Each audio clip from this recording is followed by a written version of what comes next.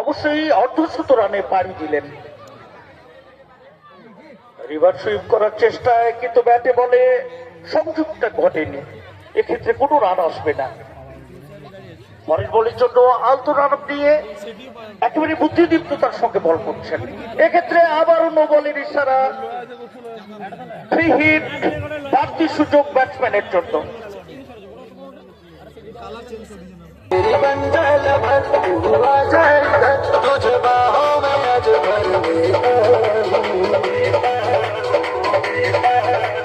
पांडे जी का बेटा हूँ, चम्मा चिपक के लेता हूँ।